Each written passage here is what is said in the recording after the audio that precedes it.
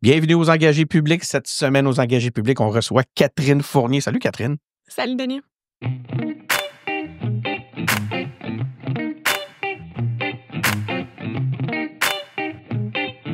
Nous sommes engagés publics.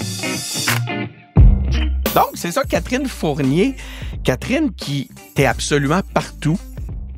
T'es dans tous les podcasts, à un point tel que ça rend la chose difficile. Quand je me suis arrêté, je me suis dit, bon, on va faire un peu de recherche, on va trouver des sujets pour parler de Catherine. On était supposé de se voir il y a un mois. Il y a eu une tempête de neige. Exact, c'est ce qui m'a empêché de venir à Québec. Qui t'a empêché de venir. Puis, entre-temps, tu as fait un podcast avec Rad. Là, j'écoutais ça la semaine passée, puis j'étais comme, bon, OK, ça va être quoi mon angle? Qu'est-ce que je peux amener de distinction? Qu'est-ce qu'on ne sait pas là, sur Catherine? C'est vrai qu'on avait couvert quand même beaucoup d'angles avec Rad, mais il y a probablement plein d'autres choses. Là. Je suis sûre que tu seras original. C'est pas tout le monde, en plus, qui a écouté le balado de Rad. C'est quand même un long balado. Mais tu te tannes-tu de te répéter? Parce que je te dirais, t'es probablement dans les plus actives. Médiatiquement, t'es bonne. Hein? Je pense qu'on t'as le tour. Puis à ça, je pensais, je me dis, Catherine, c'est vrai qu'elle a beaucoup de présence.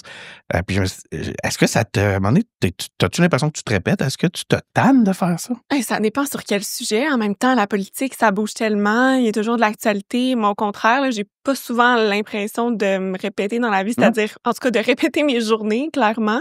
Après, dans les sujets, c'est sûr que dans les différentes entrevues, il y a des choses qui reviennent. C'est sûr que si je parle de mon parcours, mon histoire, elle ne change pas d'une entrevue à l'autre, mais je me dis que c'est toujours un nouveau public, là, puis j'en fais pas non plus à chaque jour. Fait que, ça me dérange. C'est pas quelque chose qui me dérange là, particulièrement. C'est souvent sous l'angle du fait que tu es l'une des plus jeunes à être entrée en politique, cet aspect-là. À un moment donné, là, ça fait quoi? Ça fait combien de temps, là, t'es en politique? Ben, une dizaine d'années, mine de rien. Oui. Ça va vite. Puis oui, je finis par prendre de l'âge.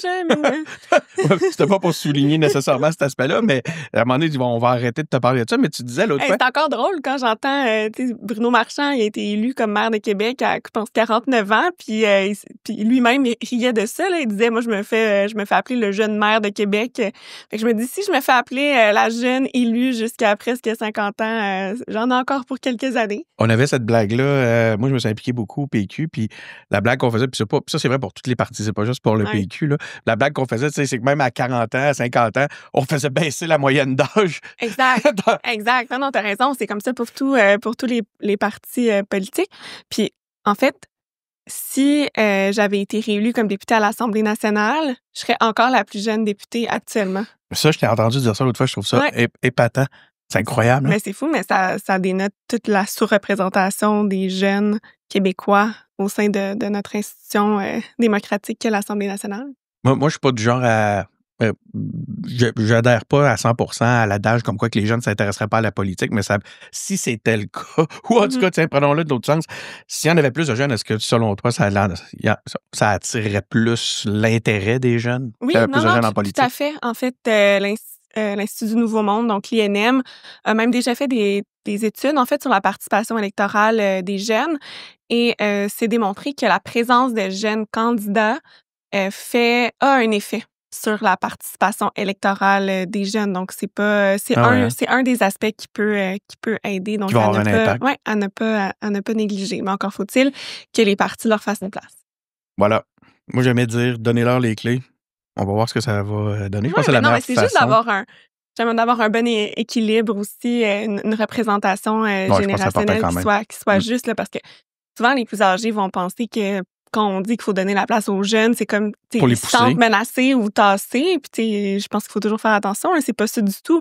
C'est juste que chaque génération puisse être représentée de façon proportionnelle à sa présence dans la population, parce que il y a un avantage à la représentativité en politique, là, c'est de ne pas avoir d'angle mort lorsqu'on réfléchit sur différents enjeux, lorsqu'on adopte, que ce soit des projets de loi à Québec ou à Ottawa, ou que ce soit des règlements dans un conseil municipal, mais qu'on soit certain de prendre le plus grand nombre de réalités en ligne de compte. OK. Donc là, écoute, tu disais que ton parcours, tu as souvent à te répéter sur ton parcours, mais je vais te le donner, moi, juste pour nos auditeurs, là, je vais le faire, ton parcours. Baccalauréat, majeur en sciences économiques, mineur en sciences politiques. Puis si je me trompe, tu corriges. C'est tout bon jusqu'à date. À date, c'est pas pire, je me suis pas trompé. Blogueuse, chroniqueuse politique. Hein, je me souviens de ce temps-là. Des choses que j'avais oubliées. Tu sais, tu as une longue implication quand même dans les mouvements souverainistes. Ça, c'est loin. Il y a des gens qui peut-être ne le savent même pas. Oui, c'est vrai. Aujourd'hui, des gens qui t'ont découvert après. Là. Ah oui, moi, j'ai été, je pense, la première implication peut-être souverainiste, c'était membre du conseil d'administration de la Société Saint-Jean-Baptiste du Québec. OK. Moi, j'ai représentante jeunesse du Parti québécois. Oui. Mais j'ai été sur le CA de la SSJB écoute, je pense que j'avais comme 20 ans, même pas, presque. En tout cas, je pense que ça, c'était ma première implication peut-être plus politique, mais vraiment politique plus partisane. Oui, c'est ça, militante. Représentante des jeunes au PQ de Marguerite Douville à l'époque, à partir de l'été 2011. Fait que moi, à l'élection fédérale de 2011, la vague orange, on se rappelle, moi, c'était mon premier vote. Puis, j'étais tellement excitée, enthousiaste d'aller voter pour le Bloc québécois. Puis là, bon, je m'assois pour regarder la soirée électorale et vraiment, ça a été la débandade. Et Gilles Duceppe s'était adressé à ses partisans, aux téléspectateurs aussi en fin de soirée. Il avait dit quelque chose comme « Je tends la main à la relève ». Il avait lancé un appel à l'implication. Moi, je l'avais reçu, puis je me rappelle encore de ce moment-là. Et je m'étais dit « Je veux pas être une spectatrice. » Et je veux être une actrice de changement, je veux contribuer à ce mouvement-là en lequel je crois, je veux me battre pour mes idées, pour mes idéaux, j'ai le goût d'être sur le terrain, de donner un sens aussi peut-être à ce en quoi je crois.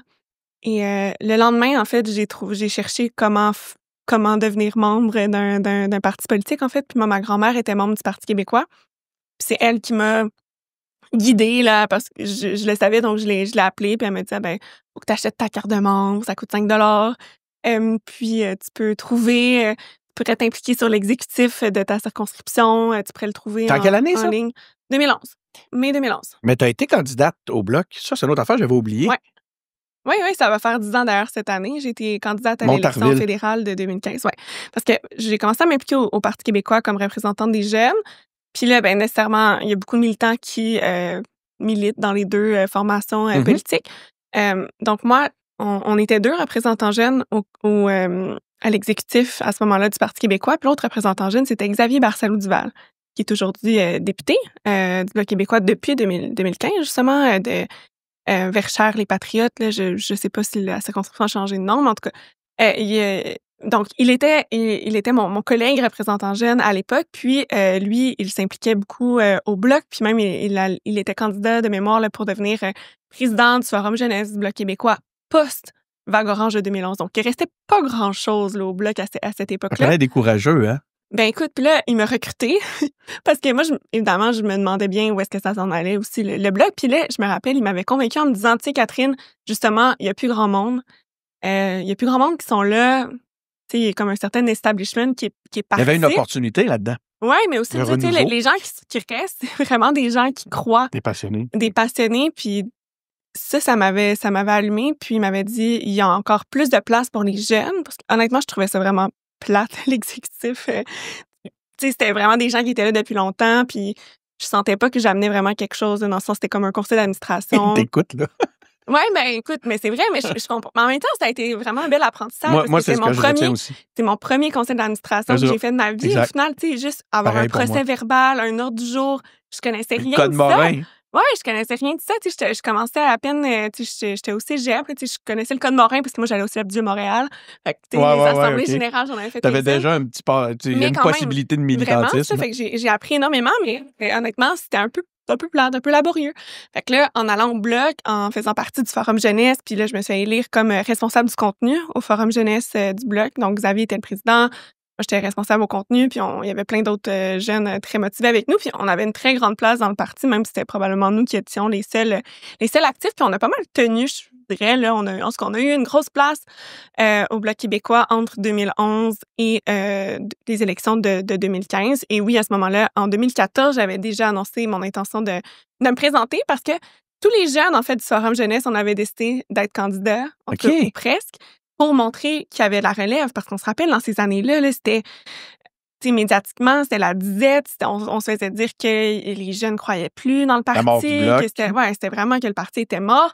Donc, évidemment, les médias associent souvent la présence de la jeunesse. Semblable, là, dernièrement. Oui, clairement. Mais c'est peut-être précurseur, là, c'était au bloc. Puis, moi, j'avais envie de contribuer à ça avec le reste de la gang, de dire non, les jeunes, on est présents, on va se présenter. Puis, en plus, j'avais vraiment fait le constat dans mes 4 années d'implication à ce moment-là, que les jeunes étaient sous-représentés dans les instances politiques. Puis je trouvais qu'il fallait prendre notre place. Puis un jour, j'avais dit ça à un de mes collègues qui était plus âgé. Je me rappelle encore du moment aussi, j'avais dit vraiment pas assez de jeunes femmes en politique, ça n'a pas d'allure. Ouais. Puis j'étais partie sur ça. C'est ça, double représentation dans un contexte comme ça, jeunes et femmes. Exact. Si toi, tu penses ça, pourquoi toi, tu te présentes pas? Puis là, c'est ça qui m'était resté en tête. C'est possible. Oui, puis là, j'avais comme... Ça, je pense que c'était en 2013 qu'il m'avait dit ça. Fait que l'année d'après, je m'étais dit, OK, les élections sont dans 1 an. Je pense que je vais le faire, ne serait-ce que pour un statement, parce que je pensais pas être élue. T'es bonne d'un statement. Elle était bonne, oui, je sais à quoi tu penses. Mais, tu sais, le bloc était, je pense, à 10 là, dans les sondages. C'était vraiment catastrophique. Là. Mais. Ça devient de où? Parce que, tu sais, aux engagés publics, on essaie de comprendre les motivations à l'engagement, puis ça, tu sais. Puis là, tu as eu la chance de le raconter souvent, tu sais, le cheminement. Puis là, c'est le fun. Moi, j'apprends des choses en ce moment même. Tu vois, cette période-là, je l'aborde pas souvent. Oui, c'est ça. Puis, mais là, en préparant mes questions, je me suis dit, pourquoi? Pourquoi t'es maniaque de politique? C'est-tu ça, là? C'est ce désir-là d'avoir une voix au chapitre, d'avoir une possibilité d'orienter le destin? C'est quoi d'où ça vient? C'est carrément ça. Je pense que c'est de... Tu sais, moi, j'aime ça. Je suis une femme de résultats. Tu sais, j'aime ça quand je m'implique ou... En fait, j'aime ça m'impliquer. Tu sais, je suis vraiment pas quelqu'un de passive. Je pense que j'ai toujours été, quand même, j'ai eu un petit côté leader. Là, dès que j'étais très jeune, je suis la sœur aînée. J'ai 2 frères. J'étais une des plus vieilles des cousines. J'organisais je suis très comme organisatrice. Fait que, j'aime ça que ça bouge. Fait que, probablement que c'est de là que ça vient un petit peu, ce désir-là de dire, je veux faire quelque chose, puis je veux faire quelque chose qui est significatif. Puis tu veux voir l'impact. Ouais, voilà. Oui, écoute, je me retrouve j'ai l'impression que c'est ça, ouais. Je me retrouve dans ce que tu dis. L'autre affaire que j'avais un peu oubliée, attachée politique, collaboratrice au cabinet de Pierre-Carl Pellado. C'est quoi ça? Je me souviens pas de ça. Oui. C'est quoi cette histoire-là? Alors qu'il était chef de l'opposition, c'est ça? Exact, oui. Ça a pas été très long, là, mais quand même 6 mois. 6 mois, OK. 6 mois, oui. En fait, au terme des élections fédérales de 2015, donc moi, j'ai perdu mon élection. Hein, vous l'aurez compris. C'est ce que je disais à ce moment-là, il y a eu 10 élus du bloc. Oui, exact. Mais au fil de ma campagne, j'y avais pris goût. Puis là, il y a eu Gilles Duceppe est revenu. C'était quand même assez particulier comme élection. Ça a été la plus longue élection de l'histoire. En tout cas, on pourrait en reparler, mais si je vais au terme de l'élection, donc je perds mon élection, et là, moi, je faisais ça à temps plein, de façon bénévole, mais j'avais pas un autre emploi parce que je me concentrais à 100% sur ça. Et je pense que quelques jours après l'élection, même pas une semaine plus tard, je me suis fait, en fait, peut-être un petit peu plus, mais bref, Pierre Duchesne, qui était le chef de cabinet. Que j'ai vu cette semaine, il y avait une projection d'un film, Les Chialeux. En passant, c'est super bon. C'était la chance de voir ça. Là. OK, non, c'est un film sur les oppositions, sur l'opposition. Okay. Le rôle de l'opposition, ça s'appelle Les Chialeux. Retiens ça. Ah, mais je vais aller mais voir il était là, Pierre Duchesne. Mais je te laisse poursuivre. Donc Pierre Duchesne était à ce moment-là chef de cabinet de Pierre-Carl Pellado. Donc, il est rentré en contact avec moi. Puis, on s'est parlé, puis il m'a proposé de venir travailler à leur côté, d'être comme conseillère au chef de cabinet, mais je m'occupais des dossiers justement liés à la jeunesse puis aux communautés culturelles. Mon mandat, c'était un peu de favoriser le rapprochement entre le chef, entre M. Pellado et les jeunes. Donc, quelle époque ça a dû être formateur? Notamment. Oui, mais j'ai organisé une tournée dans des cégeps, universités puis dans des centres de formation professionnelle. Ça n'a pas été ma dernière tournée des cégeps et des institutions postsecondaires, disons. Ouais. T'en fais encore? Non, j'en fais beaucoup. Ouais, c'est ça. Je fais pas de tournée à proprement dit, mais j'en ai fait. Non, mais tu vas encore visiter. Bon, puis après ça, députée provinciale dans Marie-Victorin, mairesse de Longueuil. Ça, ce boulot, on le connaît. Je vais aller plus vite sur cet aspect-là. Mais y a-tu des choses, y en a-tu des sujets que tu aimerais adresser? T'sais, moi, je te l'offre là. Y a-tu un sujet que... Si tu peux mettre un sujet à l'ordre du jour qui te tient particulièrement à cœur, puis tu n'as pas souvent la chance d'aborder. Est-ce qu'il y a quelque chose que tu as en tête de ce côté-là? Ah, mais tu sais, je me gêne pas pour aborder les sujets qui me tiennent à cœur. Généralement, si j'ai pas l'occasion, je crée l'occasion. Tu trouves une oui, c'est ça, tout à fait. Une porte ouverte dans l'entrevue. Ouais. Fait qu'il n'y a rien particulièrement. Non, mais en général, tu sais, non, mais il n'y a rien qui me saute. C'est quoi ton plus gros combat en ce moment? Celui là, qui t'occupe le plus puis qui, en même temps, te tient à cœur, là? Celui qui m'occupe le plus, c'est peut-être la situation financière, la ville de Longueuil. La priorisation, tu sais, vraiment de faire des choix. Là. C'est vraiment l'exercice du pouvoir, au final, ouais. Non, ce sont des gros défis auxquels fait face le monde municipal, les infrastructures vétustes. Je dirais que, ouais, non, ça m'occupe beaucoup. Évidemment, les enjeux liés à l'itinérance, ça a été très présent ces dernières années. L'habitation. L'habitation me passionne quand même particulièrement. Évidemment, c'est la plus grande préoccupation aussi des gens de Longueuil. Et des Québécois, je suis pas mal certaine que ça ressemble et si on prenait cette image-là là, au plan du Québec au complet. Mais non, j'aime ça être... je trouve que la politique permet aussi une grande créativité. Moi, j'aime ça trouver des solutions un peu en dehors du cadre. Là, c'est intéressant parce que depuis que je suis au pouvoir, on a des relations avec les fonctionnaires. Tu sais, ça, c'est des choses que j'avais pas connues quand j'étais députée à l'Assemblée nationale. Tu sais, moi, j'ai toujours été dans l'opposition, mais là, de travailler avec des experts de dossiers, mais en même temps des gens qui n'ont pas nécessairement la perspective d'élus non plus. Tu sais, je trouve qu'on on se complète bien, mais c'est quand même toute une danse à apprendre, hein, dans le sens quel est notre rôle, quel est leur rôle, quelle est la limite de l'un et l'autre, comment on peut efficacement travailler ensemble. Non, donc ça, c'est intéressant. C'est un sujet qui m'intéresse particulièrement, les employés de l'État, en général, que ce soit au municipal ou ailleurs, parce que ils ont mauvaise presse. Ils ont mauvaise réputation dans toutes sortes d'affaires. Le monde aime ça, chialer sur les employés de l'État parce que... Puis ma prétention à moi, c'est que c'est parce qu'on les entend pas assez. Ils n'ont pas l'occasion de démontrer toute la qualité du travail qu'ils font puis l'importance de leur travail. Il y a un podcast, puis c'est pas innocent ce que je te dis là, parce que j'ai travaillé dessus, puis faut que je le divulgue, mais j'ai travaillé sur un podcast pour la ville de Sherbrooke où, justement, c'est des employés de la ville qui s'adressent, qui le portent au complet. Écoute... c'est génial. Oui, en fait, qu'est-ce que tu en penses de ce genre d'initiative-là? C'est une très belle initiative, oui, pour démystifier le travail qui est fait, là, qui est d'une grande rigueur. Ça m'a sauté aux yeux en les écoutant. J'ai fait que les gens, en écoutant ça, ils vont dire, ça va, tu sais, calmez-vous sur les commentaires puis les préjugés, puis tu sais, des employés de l'État. Tu vois qu'il y a des professionnels là-dedans. Ça a été quoi, toi, tes grands constats face au contact, justement, directement avec les travailleurs sur le terrain? Comme ça?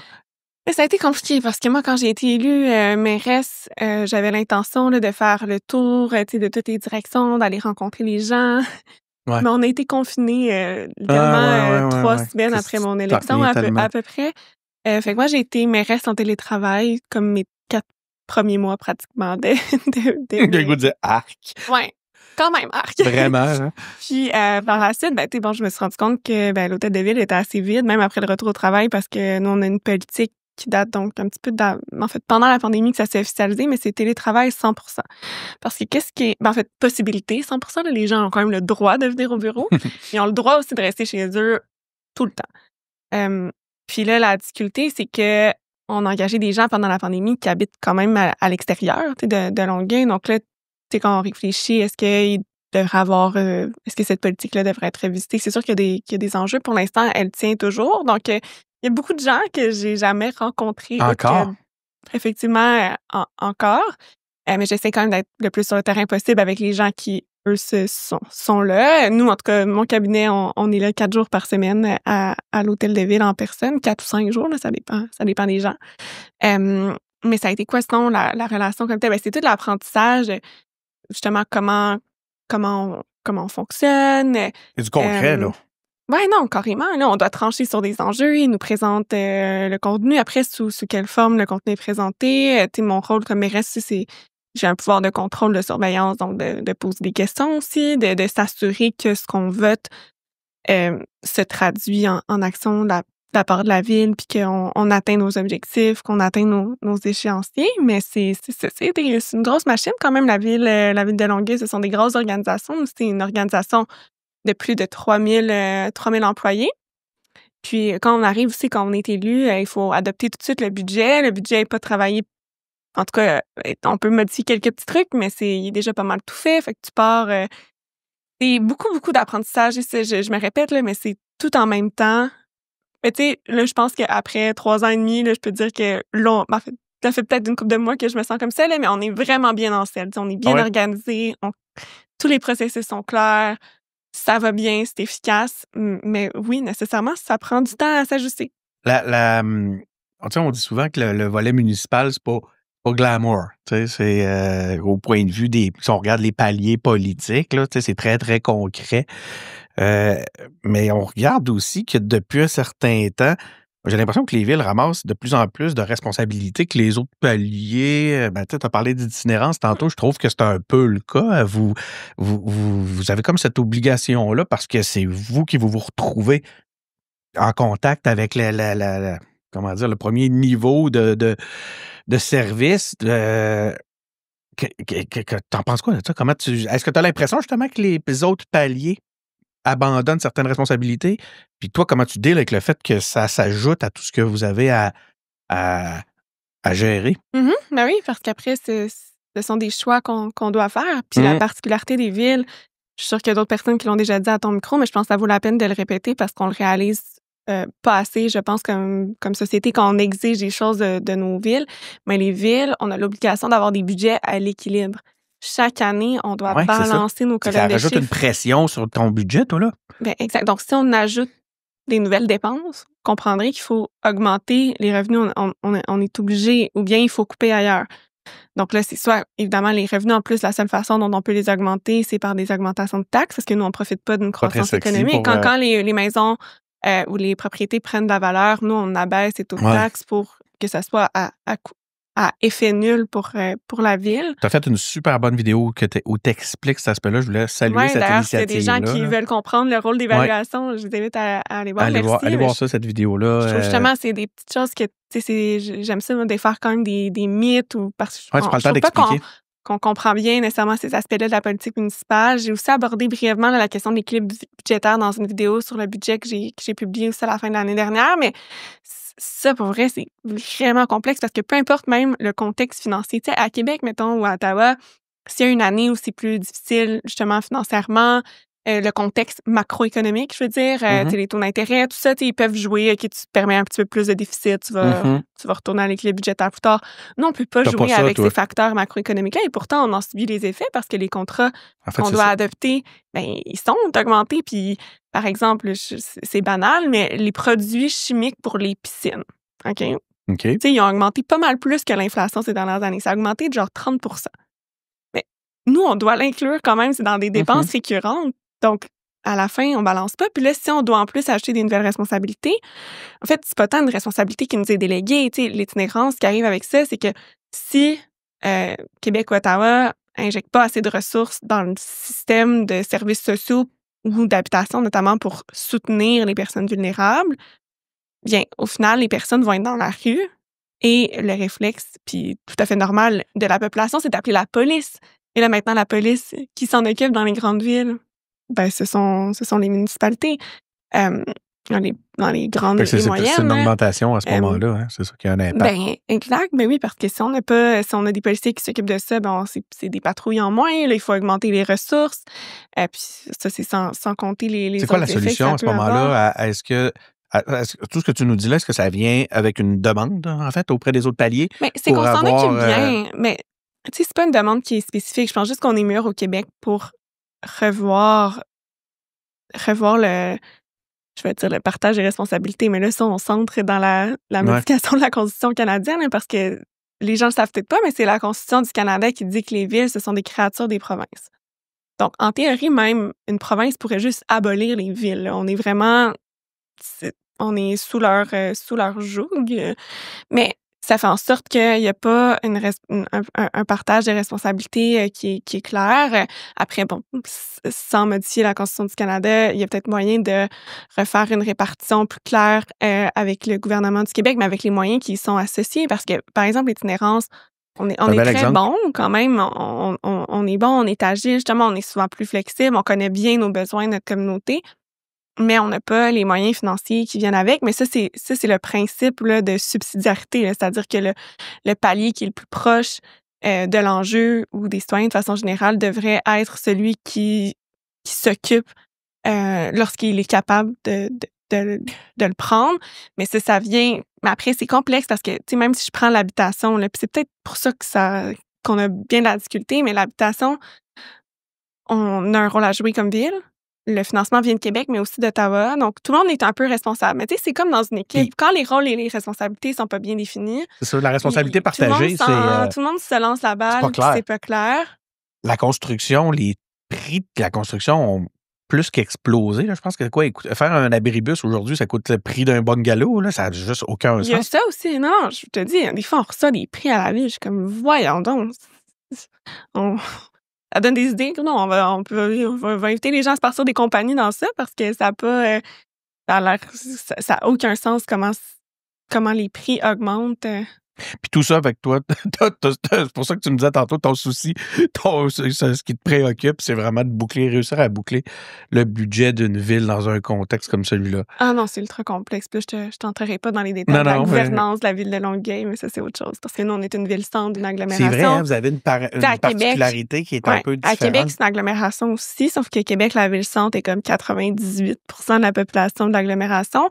Nous, Longueuil, on est la ville-centre d'une agglomération. On est à peu près 56% de la population, mais les agglomérations fonctionnent avec un vote aux 2 tiers. Donc, vous comprendrez que nous, on est un éternel gouvernement minoritaire à l'agglomération, puis l'agglomération, c'est 50% de nos compétences, à peu près, là, mais c'est tout. C'est par exemple la sécurité publique qui est le plus gros poste budgétaire chez nous. C'est de compétences d'agglomération. L'eau, en bonne partie, est de compétences d'agglomération. Donc, vous voyez, ça rajoute une complexité parce qu'il y a une part du budget qu'on ne contrôle pas à 100%. En fait, on doit toujours s'entendre avec d'autres. Puis c'est correct, moi, j'aime ça, la situation de partir des consensus et tout, mais ça nous contraint quand même dans notre action. Tu nous parles des défis, tu nous parles des contraintes. Si on avait une chose que tu pouvais changer, un pouvoir que tu pourrais aller chercher, ça serait quoi? Pour les municipalités. Mais les pouvoirs, en général, pas nécessairement pour Longueuil. Là. Mettons, non, mais tu sais, je pense que parle pour ta gang. Là, revoir la fiscalité municipale, parce que on le disait tantôt, là, les taxes foncières, c'est essentiellement la seule façon de nous mais concrètement, c'est quoi qu'il faudrait changer? Parce que je dois t'avouer que pour le commun des mortels, juste dire qu'il faudrait changer. Mais je te donne un exemple. Dans d'autres pays, par exemple, dans les pays scandinaves, les villes ont soit accès à une taxe à la consommation. Là, c'est pas d'acheter une nouvelle taxe, mais ce serait de, mettons, avoir une taxe ville. Oui, d'avoir comme directement les revenus. Là, il y a quand même un partenariat avec Québec qui fait en sorte qu'on partage quand même, là, ça devient compliqué, là, mais la croissance d'un point de la taxe de vente du Québec. Okay. C'est-à-dire, si on prend un point de la taxe de vente, ben sa croissance à chaque année parce qu'on consomme tout le temps plus. Hein? Fait que la valeur de ce point-là est en croissance. Donc ça, maintenant, c'est partagé au sein des municipalités. Donc, c'est un point revenu de croissance, pas un point de taxe. Exactement, parce que les villes, avant, demandaient un point de taxe. Là, c'est pas ce qui a été donné, c'est la croissance. Donc, pour pas que le couper du côté du gouvernement. En même temps, il aurait pu nous déléguer des responsabilités du même coup, de dire, OK, en tout cas, mais ça a pas été fait comme ça. Donc, nous, c'est vraiment la croissance. C'est pour ça que c'est important de le préciser. Mais pour revenir à ma question sur l'élément que si tu avais le pouvoir de changer une affaire... Mais là, c'est la plus importante. Parce que pour le reste, pour les plus petites affaires, mais qui peuvent quand même avoir une grande influence, je suis assez bonne pour demander des changements législatifs. Non, c'est ça. Fait que c'est au point de vue du contrôle des... c'est pas tenable. C'est vraiment pas tenable. On doit faire face à... Je ne veux pas être la seule à avoir ce point-là chez les maires. C'est vraiment partagé. Oui, c'est ça. Toutes les maires. Je suis vraiment pas originale. Tout le monde non, mais en même temps, je veux dire, vous pouvez faire front commun, les maires, pour les maires et mairesses du Québec. Il y a un comité fiscalité à l'UMQ. Montréal avait organisé aussi un semestre de la fiscalité avec l'UMQ il y a quelques temps, mais c'est En même temps, c'est sûr que Québec, par exemple, de son côté, là, de se dire, OK, on se passe de certains revenus, on enlève des responsabilités. Pas dans leur intérêt, là. Je comprends que ce soit pas un réflexe. Comme Ottawa non plus, je dirais pas demain matin, tu sais, je vais baisser mes revenus, je vais en donner plus aux provinces, puis je vais diminuer mes responsabilités. C'est ça. Tout le monde fait un peu des chasses gardées, tu sais, de ces... c'est pour ça qu'à quel point Mais faut y croire, parce que, on va frapper un mur, puis au final, justement, je reviens au fait que les villes sont des créatures des provinces, mais on va frapper un mur.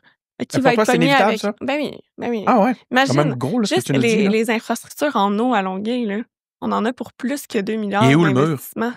Ben, il est bientôt, là. En 2 ans? 10 ans? Ouais. En itinérance, est-ce qu'on a frappé un mur? Ben, Es-tu frappé, le mur? On est-tu déjà dedans? moi, je pense que ça va être...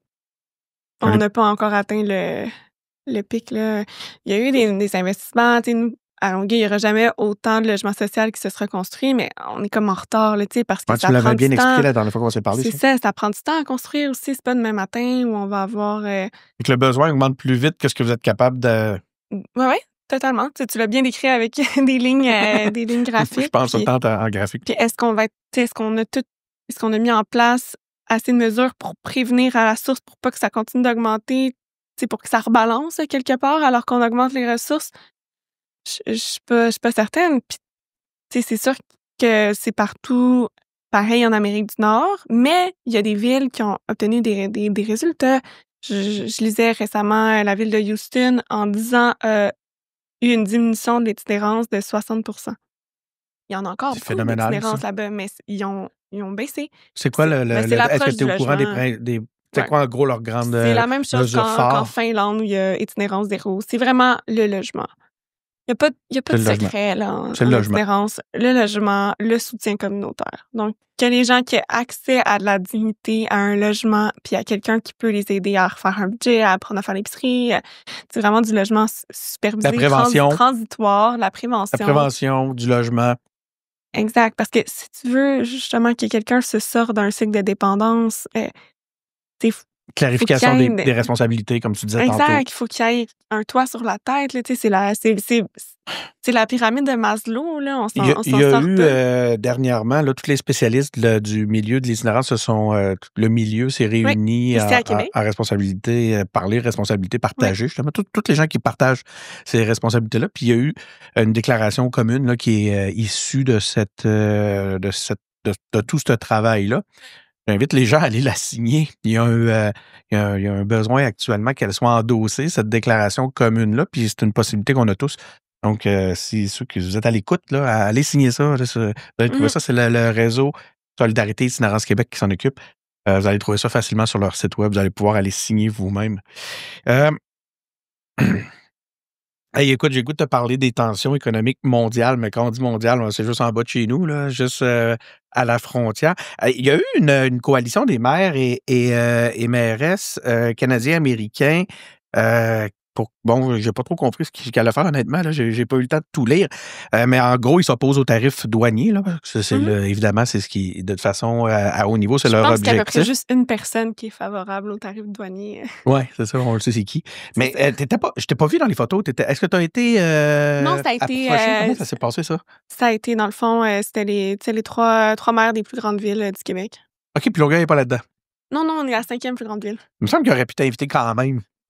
Oui, ben, écoute, ça n'a pas donné, mais moi, j'ai fait... t'es quand même une grande mairesse. Ça, moi, je me permets de le dire, OK? Il aurait pu t'inviter. Ça aurait été le fun de t'avoir là, après, il faut voir, tu sais, là, je pense que ça, à un moment donné, tu sais, est-ce qu'ils n'ont pas non plus pu, tu sais, c'est intéressant, ils ont rencontré plein de gens, puis, tu sais, je pense que ça a été une bonne chose qu'ils soient là, mais à un moment donné, on n'a peut-être pas besoin de tout le monde non plus. Vous avez quand même une belle représentation. Que, tu sais, j'ai apporté quelque chose de plus que les trois maires. Donc, c'était Valérie Plante, Bruno Marchand, puis Stéphane Boyer. Oui, exactement. Je pense que la délégation était quand même déjà assez bien. Ceci étant dit, je pense qu'il faut multiplier les initiatives pour faire entendre notre voix. Tu sais, nous, on a une grande industrie aérospatiale chez nous à Longueuil. Donc, moi, j'ai été en contact avec les entreprises, avec notre organisme de développement économique. Et justement, j'ai fait paraître cette semaine une lettre ouverte dans le plus grand média de la Caroline du Sud. Ah, t'es sérieux? Oui. Donc, parce que je me disais, bon, l'industrie aérospatiale, il y en a un petit peu partout aux États-Unis. Mais en fait, il y en a dans quelques grands centres, mais la plupart sont démocrates, là, clairement. Et j'essayais de viser une région où c'était à prédominance républicaine. Parce que comment tu as fait ça concrètement? C'est quoi? Tu as contacté les journaux locaux? C'est de l'achat média? C'est comment tu fais ça? Non, c'est vraiment, j'ai publié ma lettre ouverte dans ce média-là qui s'appelle The Post and Courier de Charleston. Puis, non, mais en fait, moi, je suis membre de la cohorte 2024-2025 de Bloomberg Harvard City Initiative. J'ai été sélectionnée, en fait, justement, je suis la première mairesse québécoise à participer à ce programme-là. Dans le fond, c'est financé par l'agence Bloomberg, puis c'est avec l'université Harvard. J'ai commencé ce programme-là cet été à New York, l'été dernier, en fait. C'est quoi, c'est une formation, là? Oui, c'est une formation, oui, excuse-moi, c'est une formation d'1 an. Puis, donc, il y a eu une formation accélérée durant l'été. Par la suite, on a à peu près des rencontres une fois par mois. Donc, je suis dans cette cohorte-là, je suis aussi en compagnie de maires de partout à travers la planète, mais surtout des maires américains, hein, il y en a une vingtaine. Donc, c'est sûr que j'avais des contacts là, dans certaines mairies américaines. Puis, justement, je connais... On est en contact avec l'équipe du maire de Charleston qui fait partie de la même cohorte que moi. Là, donc, c'est sûr que ça a facilité parce que on s'est rendu compte que c'est pas nécessairement simple, les médias américains. Là, il a l'air d'avoir une autre culture que la nôtre. Vas-y donc voir. Explique donc ce point-là. Non, mais c'est que c'est très... Il y a moins d'accessibilité aux journalistes. Et nous, ici, c'est peut-être très québécois, là, mais on est... Le politique est assez proche quand même des médias. On peut s'écrire, se texter. Ça n'a pas l'air aussi simple pour les maires américains auxquels j'ai parlé de leur côté là, avec les médias. Mais pourquoi on a ciblé particulièrement la Caroline du Sud? C'est aussi que leur industrie aérospatiale est très en ébullition. Donc, tu sais, elle n'est pas autant établie que dans d'autres villes américaines. Donc, peut être plus à risque des tarifs. Donc, ça, puis le fait que ça soit davantage une population républicaine, je pense que c'est la population qu'on doit aller gagner le cœur des gens pour que l'influence de l'opinion politique on en sent un mouvement permette de mettre de la pression. Tu sais, c'est une chose des élus, puis il faut le faire. Puis moi, je salue mes collègues qui l'ont fait. Je pense que ça prend une diversité de moyens. Moi, j'ai choisi ça. Après, c'est juste un État. Là. C'est quand même une contribution modeste. Mais en même temps, si j'avais publié ma lettre, par exemple, à Denver, mais tu sais, Denver, c'est tellement bleu. Les gens sont déjà de notre côté. Tout le monde est d'accord avec toi déjà. On a vraiment ciblé un État républicain. Puis en même temps, je veux dire, avec cette région-là, c'est juste pour rappeler aux auditeurs, Longueuil, l'industrie aérospatiale, c'est très, très fort. C'est un gros domaine. Ouais, es-tu capable de le chiffrer en pourcentage, par exemple? Es-tu capable de dire ça représente X % de notre... des PME du Québec, on est plus que 50% des PME du Québec en aéro qui sont à Longueuil. Ils sont chez vous. Ouais, c'est ça. Hein? OK. Fait que c'est vraiment l'employeur privé numéro 1. C'est l'entreprise Pratt & Whitney. T'en passes? Crème, puis, tu sais, tantôt, on a parlé de ton passé souverainiste. T'es quand même connu. C'est un passé militant souverainiste. Parlons-en de toute façon, justement, parce que c'est une de mes questions. On t'entend plus beaucoup sur la chose. Quand t'es allé à la RAD, j'ai eu l'impression qu'ils ont un peu évité de t'en parler. Mais ils me l'ont demandé.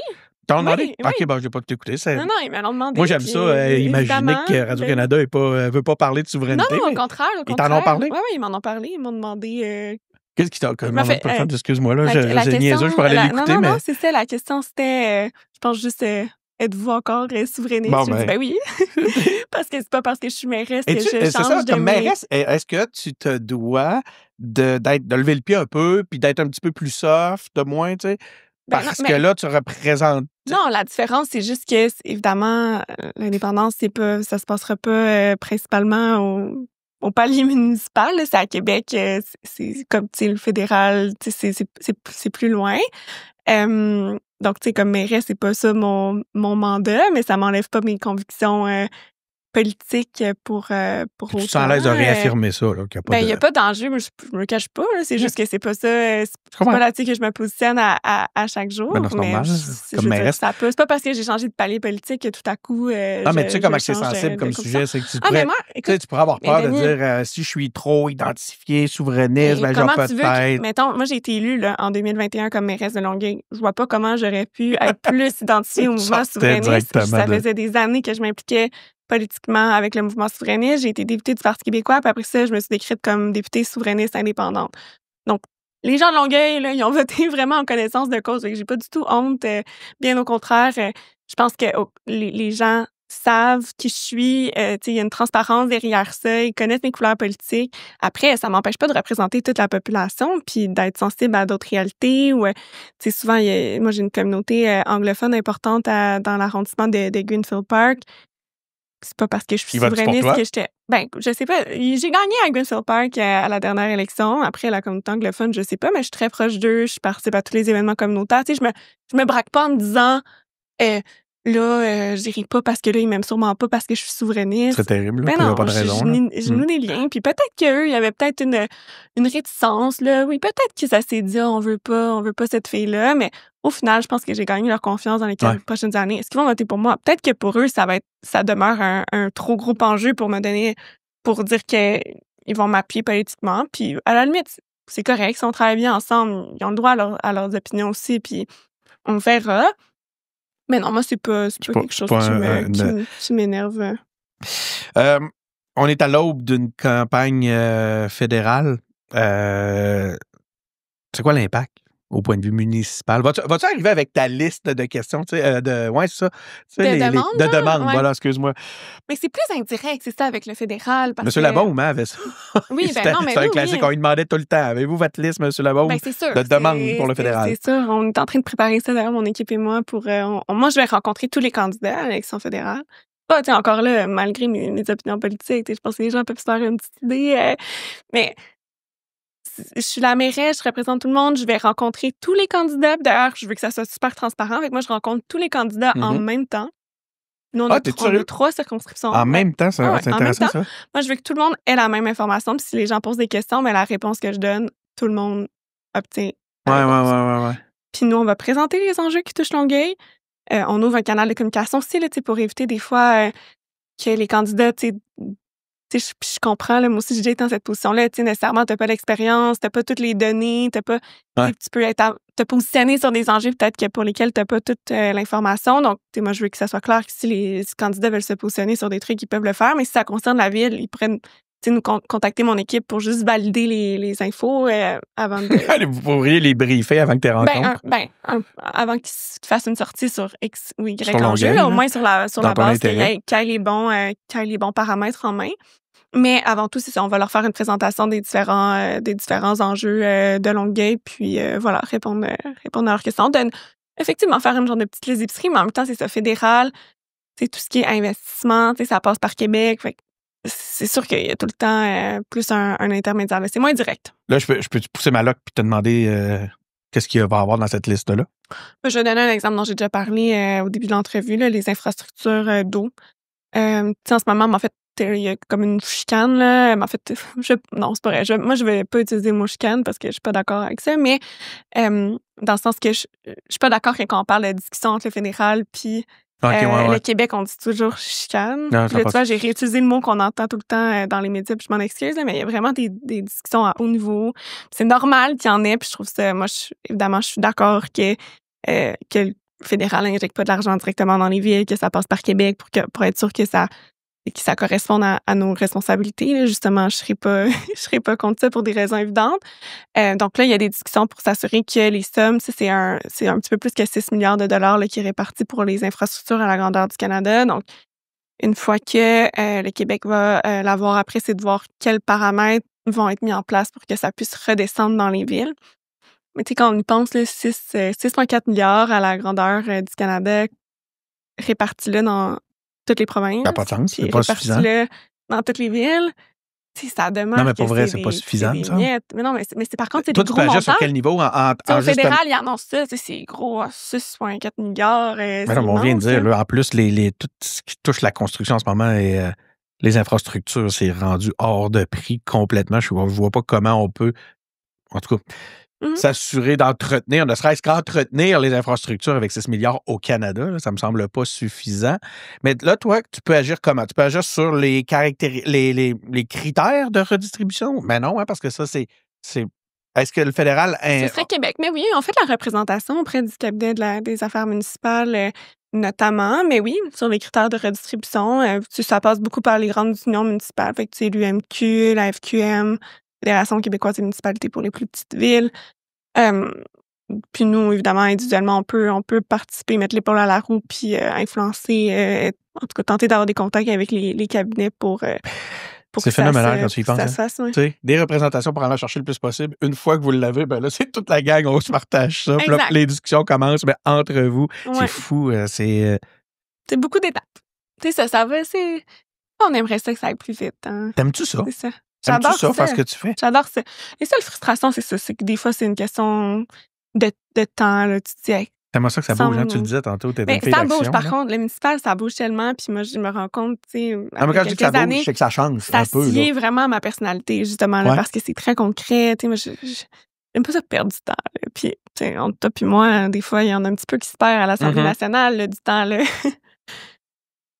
Ça, je suis bien au municipal notamment pour cette raison-là. Vas-tu te revoir sur d'autres scènes? Je le sais que c'est niaiseux comme question parce que je m'attends à une réponse. Oui, ça va être une réponse plate. C'est-à-dire qu'en ce moment, surtout que tu viens de dire que tu voulais, que tu te représentais. Oui, c'est ça. Mais tu sais, pour vrai, puis je le dis, puis je vais le redire, mais je veux faire d'autres choses aussi que de la politique dans ma vie. Fait que, tu sais, après, mettons, c'est à la fin, tu sais, je sais pas encore si je veux... Mais si, par exemple, j'obtenais la confiance des gens pour faire un deuxième mandat, là, après, la question va se poser... Après, est-ce que j'arrête après 2 mandats ou est-ce que j'en fais un 3e? Tu sais, moi, je pense que 10 ans dans une fonction comme ça, c'est vraiment... Tu sais, ça devrait pas mal être autour de ça, là, parce qu'après, tu perds un peu ta capacité, je pense, d'innover. Tu deviens peut-être un petit peu trop confortable. Puis, tu sais, il y a un niveau de responsabilité associé à ces fonctions-là. Je pense qu'ils font en sorte que c'est sain de passer le flambeau après un certain nombre d'années. Mais là, les mandats au Québec, c'est 4 ans. Fait que, tu sais, c'est soit 8 ans ou 12 pour, mettons, faire une genre de moyenne de 10. Fait que, je sais pas, est-ce que je vais faire 2 ou 3 mandats comme mairesse si, évidemment, la population me fait confiance? À voir. Puis, par la suite, j'ai envie de faire d'autres choses. Puis, l'avenir est long après. Je pourrais pas me positionner maintenant, là. Ça va être ma dernière question. J'aimerais savoir, t'entendre sur le lien de confiance entre les citoyens et les politiciens. Tu l'évalues comment, toi, en ce moment, ce lien-là? D'ailleurs, moi, c'est le fil principal de mon engagement politique, c'est vraiment cette question-là, de rebâtir la confiance entre les institutions démocratiques et la population. Quoi, rebâtir? Tu utilises le mot, là? Oui, carrément, non, tout à fait. Je pense que... en fait, les études le démontrent, là, les gens se détournent de la démocratie, il y a une montée de l'autoritarisme. On le voit. Hein? Maintenant, ça se manifeste carrément. Je suis très préoccupée. La question de la crise des médias, l'accès à l'information, la désinformation. Mais moi, je pense qu'il y a aussi une part de responsabilité là, de la part des institutions puis des élus. Est-ce que les institutions se renouvellent, s'adaptent à notre époque? Comme élu, est-ce qu'il y a vraiment des efforts qui sont faits pour tendre la main, pour être plus transparent, pour être accessible, avoir une proximité avec la population? Puis moi, j'essaie humblement de le faire à Longueuil. C'est pas parfait, mais on essaie quand même de mettre en place des initiatives, d'être dans ce sens-là. Mais après, je trouve que ça fait bien fermé l'entrevue avec avec quoi on a commencé. Je t'ai demandé, il me semble que t'es partout, il me semble que t'en fais beaucoup. Ça expliquerait quelque part ce que tu nous dis là, la raison pour laquelle t'acceptes d'aller sur toutes les tribunes, puis c'est important pour toi. Oui, non, effectivement, j'aime ça. Je veux tendre la main, montrer que c'est accessible. On n'expliquera jamais assez. Hein? Non, voilà. Puis la pédagogie, puis mais en même temps, ça devrait être un droit aussi pour les citoyens, de bien comprendre. Puis nous, on est des représentants, c'est un privilège, donc moi, je m'exerce à le faire. Écoute, merci, Catherine. C'est vraiment très, très apprécié. Ça a beaucoup de valeur, le moment que tu viens de nous offrir. Toujours un plaisir de jaser avec toi. Donc, voilà. Merci aussi à vous, à la maison, hein, des entrevues comme celle-là. On en a plein. Vous savez où les retrouver. On est sur YouTube, Spotify. Si vous êtes encore là, parce que là, quand les gens comprennent que c'est terminé, là, la courbe, tu vois la courbe d'écoute dans les stats, ça chute tout de suite. Je devrais faire mes appels à l'action plus tôt. Ouais. Quoi qu'il en soit, allez donc faire justement des likes puis vous abonner. C'est super important pour les créateurs de contenu. Vous savez pas à quel point ça a un impact sur ce que l'on fait. On travaille comme à titre de passionné. Donc, allez-y. Encore une fois, Catherine, merci. Merci à toi. Puis, on se retrouve pour un prochain épisode.